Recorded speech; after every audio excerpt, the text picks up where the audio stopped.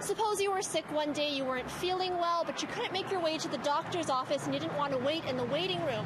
What if you could open up your laptop and have a virtual doctor visit? According to the Canadian Medical Association, more young adults 18 to 34 are embracing technology and healthcare. 75% of Canadians believe that new technology will help solve some of the existing issues in our healthcare system right now. The findings come from a recent Ipsos survey commissioned by the CMA.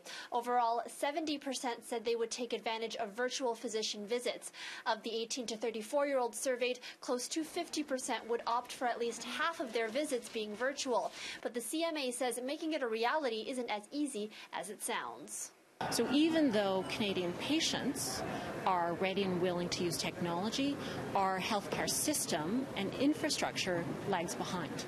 It's one of the issues being discussed at the Canadian Medical Association's inaugural summit. Hundreds of doctors, patients, and tech innovators from across the country are in Winnipeg discussing the benefits and challenges of healthcare technology. Access to healthcare for rural and remote Indigenous communities is a huge issue. Could online doctor's appointments be a potential solution? I think these types of innovations, they can have a big impact, but that can't be where it ends. It has to just be a starting point.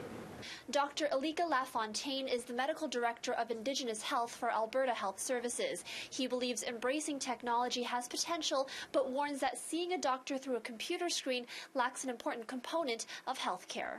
A lot of patients who come in from Indigenous communities, they need that human connection, sometimes even more so than people who come from other demographics.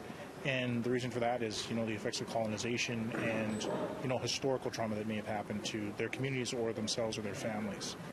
This is the final day of the summit. Once it wraps up, the Canadian Medical Association will publish a paper with recommendations on what needs to be done among all levels of government to make concrete changes in the new technological landscape.